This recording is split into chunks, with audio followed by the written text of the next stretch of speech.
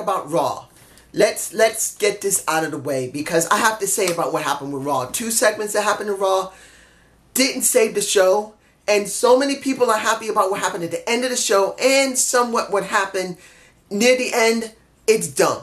The first one is Paul Heyman and Roman Reigns. The WWE had a perfect opportunity to give us something different. Roman Reigns working with Paul Heyman. And yes, even if Paul Heyman was going to betray Roman Reigns at SummerSlam, which would have made better sense than attacking him there with fake mace or pepper spray, it would have looked better at the pay-per-view. But no, they decided not to go that direction. They let Roman Reigns get his ass handed to him by Brock Lesnar, which didn't mean a damn thing. And particularly that he put a freaking rear naked choke on him. Put it on him, and it didn't even affect him. He still got back up, and he had to do an F5 to keep him down. Why did he have to do an F5 when that rear naked choke should have ended it? 100% ended it. It didn't matter what the crowd was screaming for, doing it one more time. He should have just knocked him out with the rear naked choke, and that would have been the end of it. It didn't mean nothing. Now, here's the second one. And I know I'm going to get some flack for this, but I got to say this. How can so many people be happy about the ending of the show? Mind you, Dolph and Drew did a great job in their promos. I loved it. But it means nothing, because you guys believe that Dean Ambrose will turn heel at SummerSlam because it's so obvious. Let's get something straight here. We're talking about the WWE, where Seth Rollins, when he came back after he blew out his knee, 100% blew out his knee. Everyone expected him to be a face, and he stayed a heel, and everyone screamed for him to be a face, and he stayed a heel, and all that face pop went away. All that momentum where he could have been the face went away. And it took over a year before he began to get that back, and now he's super popular. You actually believe they're not going to do the same thing to Dean. Now, mind you, I could still be wrong. I'm fine if I'm wrong, and I'll be glad if I'm wrong, because it is obvious that it would be better for Seth and Dean to be against one another. Having a heel Dean Ambrose would probably be more interesting than a heel Seth Rollins. Because we've seen a heel Seth Rollins, and I'd rather see him as a face. He's just more entertaining at the moment. But having a heel Dean Ambrose will be good. But this is still the WWE. And I have no confidence in them turning him heel. And if they do turn him heel, it'll be months upon months down the line before he even turns heel. And he'll be so boring as a face. Now, like I said, I could be wrong. And it may happen. But we'll find out. Okay, let's get into AJ Styles and Samoa Joe. AJ did a good part of his segment, but it was Samoa Joe who really put it over for me personally. Look, I've got to say this. When it comes to the people who do great promos, there's only 2 in the company on Smackdown that's doing it the best.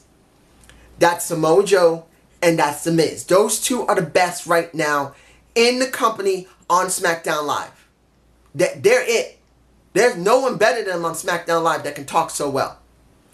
And pretty much, you already know what happened with AJ Styles. Pretty much saying that his wife told him after he got home, after he got so mad because of what Samoa Joe, about to say AJ. Samoa Joe said that he pretty much spoke to his wife and she said, don't lose your cool.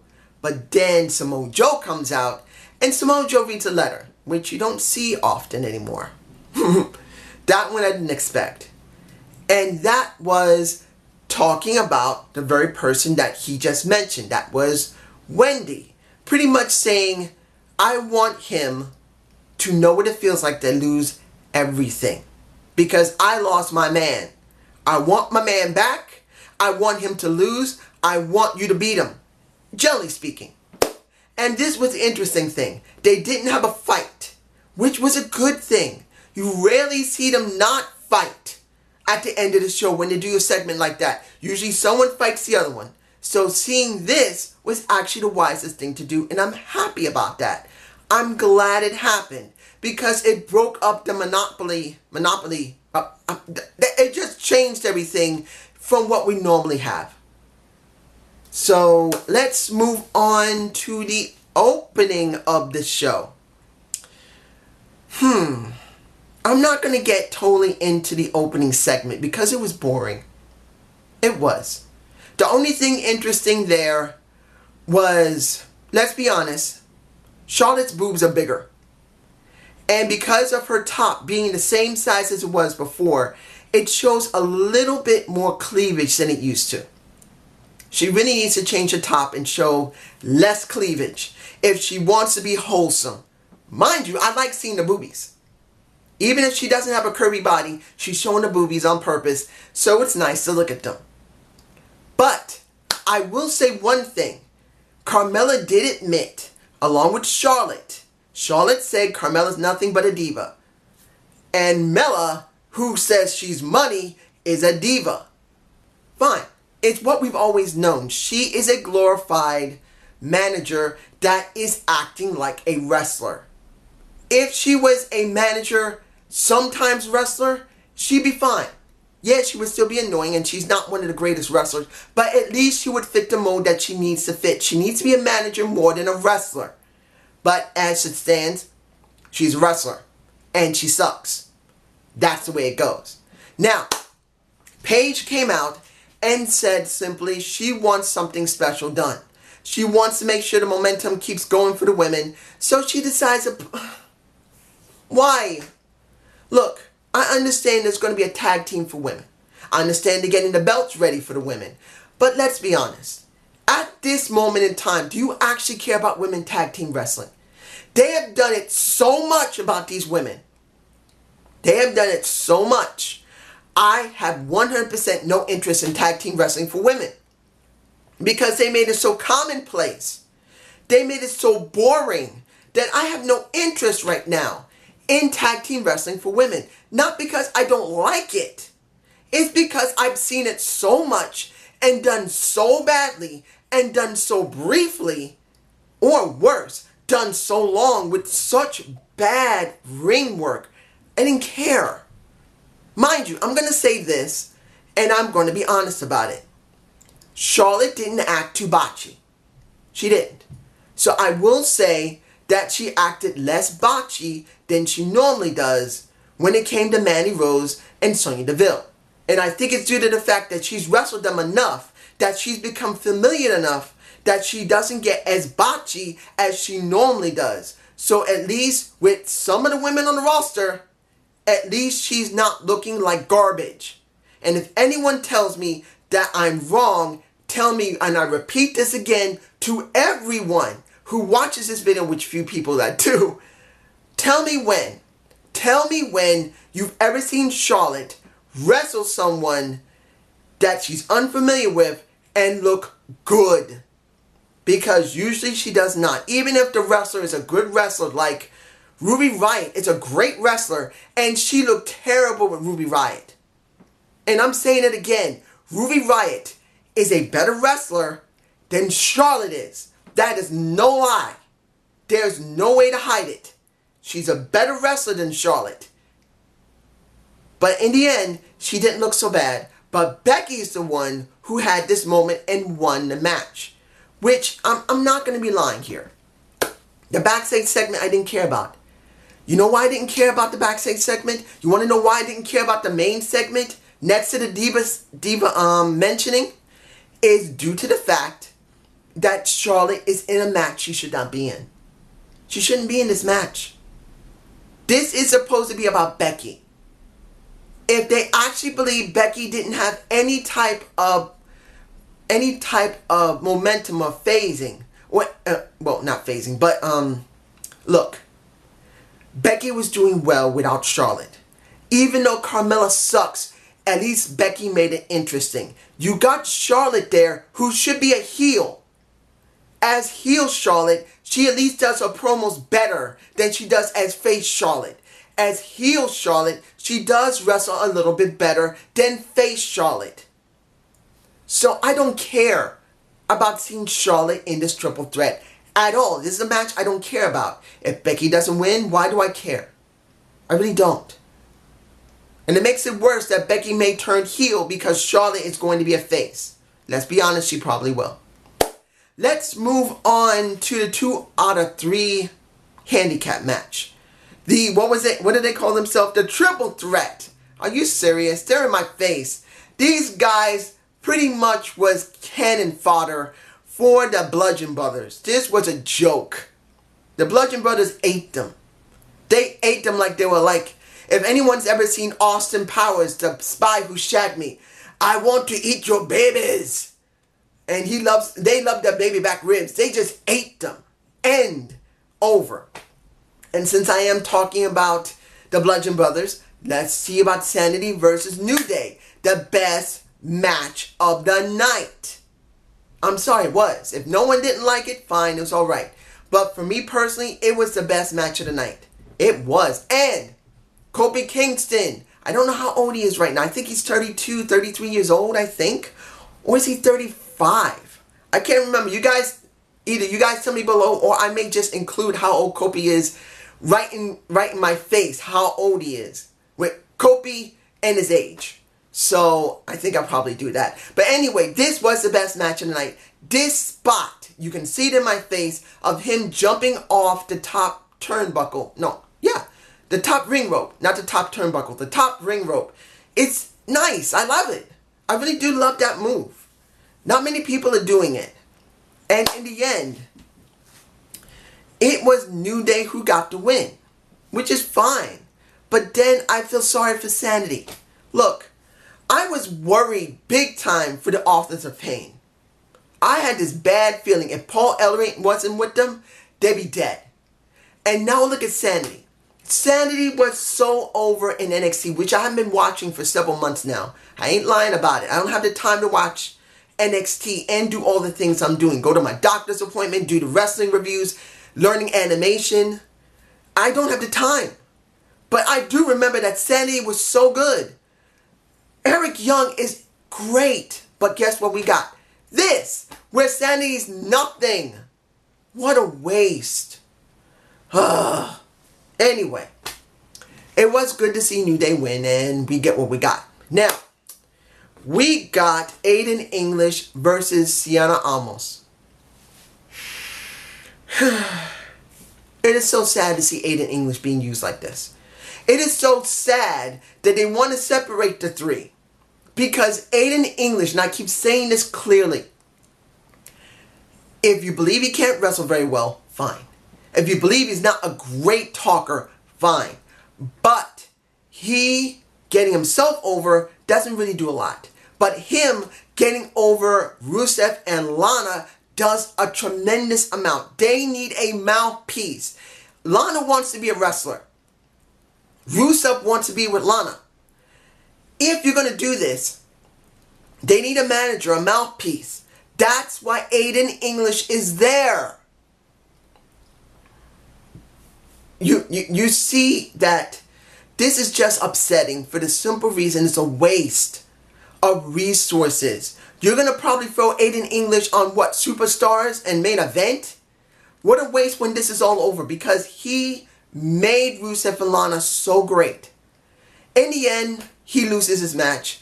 And Sierra Amos, as well as Zelina Vega, I keep getting Z and S mixed up. She spoke well.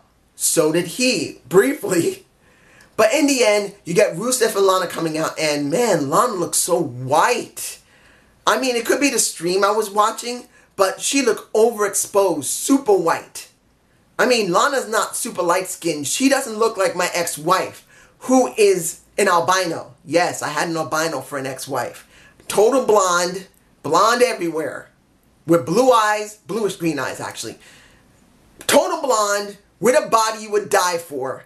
And she looked just like her, being that light-skinned. Like she can't stand being in sunlight. And pretty much they said, well, Rusev Day is coming for you. I'm alright with that. But in the end, what did we really get? A question. What are they exactly doing with Almost, and what are they exactly doing with Rusev? Is this actually a dead end for both of them? Really, I'm worried about this. This could be a dead end for Almost and Vega, or Rusev and Lana. I don't know if the WWE is going to push either one of them. This could be just for SummerSlam. Give them this, maybe a couple more matches after that, and then they drop both of them.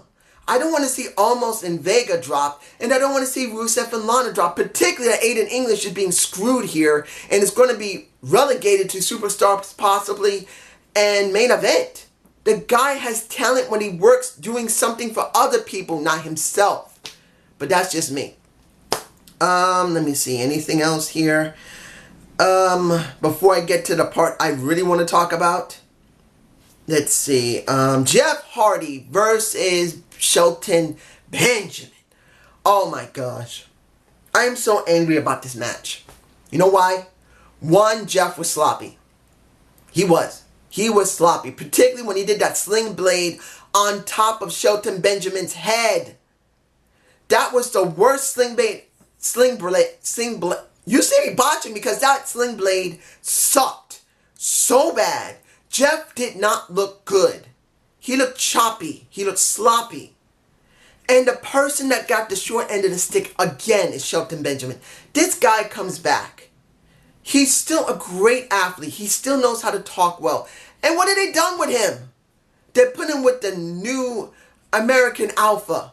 And they got nowhere. And now he's by himself, which he should have been from the very beginning. And now they have him go up against Jeff Hardy twice. And that's the only matches I've seen him in. By himself. Jeff Hardy once. And then Jeff Hardy again, unless you're talking about dark match. I haven't seen him do anything. He's totally underutilized. It's a joke. I am so angry about Shelton Benjamin being treated like garbage. This is wrong. But that's just me. You guys tell me below about Shelton Benjamin. Does he deserve better? The gold standard deserves better. Anyway, here is the ending I'm talking about. It is story time. You got The Miz and Daniel Bryan. They had 3 segments. The first segment was about the NXT experience together, where you got the pro and you got the rookie. Then you got the section in between that, where both of them had been winning championships. The Miz, I think the IC title at the time, and then Daniel Bryan winning the World and WWE championships just before they unified them into the Undisputed title. Pretty much, this was about the 3 different parts of their relationship going for 8 years. The final part was when Daniel Bryan hurt his neck and couldn't do anything. And during this entire thing, the person who made this work the best was not Daniel Bryan, and I'm sorry. I know people love Daniel Bryan, but he is not great on the mic. He has his moments, but this was not about Daniel Bryan getting over this feud. It was The Miz who was getting this feud over. He pretty much said it very clearly. I was his pro. I was the most experienced between the two on the WWE because I was there for 5 years over you being out there for more than 10 years, which, let's be honest, The Miz had been, well, he had been already wrestling for about 9 to 10 years already himself. Roughly about 9 years. You talk about the indie circuit, you talk about him going to OVW. No, he didn't really go to OVW. Talk about the indie circuit, then going on WWE, and then getting what he got. So for him, he's been wrestling for more than 15 years. Easily. I think at least 17 years he's been wrestling. But he made the segment work. He made it really clearly. And I'm not taking anything from Daniel Bryan. He made it very clear that Miz always takes shortcuts. He doesn't know how to work a match. He doesn't know how to really give the best. And then The Miz says, of course I don't know how to give the best. Because I care about my health. Because I know I can do it in other ways. I know that I'm better than you. 100%. And he made it very clear when it came to SummerSlam. He said in one small sentence, if you beat me, I make you. He made it very clear. If you can beat me at SummerSlam, I make you. If you don't beat me, you're nothing as you've always been. That's generally what he said. And I gotta say this. I am not glad about the build. I'm not. The build sucked. What happened with Big Cass sucked. He should have been losing. He should have been losing his matches. He shouldn't have been winning any of his matches. Losing in a triple threat means nothing. Losing at Royal Rumble means nothing. He should have been losing individual matches to make himself look really special. Because that means people got to root for him more if he's losing. If he's winning, they don't root as much. And the build for him sucked. That's the reason why he went on Gorilla position as well as The Miz, wondering if they're going to have a good feud. Because the WWE does not believe, well, not the WWE, they don't believe the WWE is going to book them properly. And this video package truly emphasizes that. You know why? When you see this video package, these 3 segments of the video package, done well, love it. But it shows the weakness of what happened beforehand. You have to go out of your way to make a video package like this, to make Daniel Bryan look like an underdog when you should have made him look like an underdog from the very beginning when he came back into wrestling.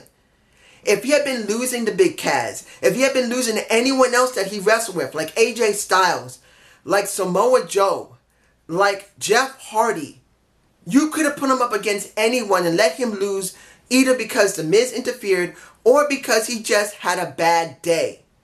That would have made it better for him.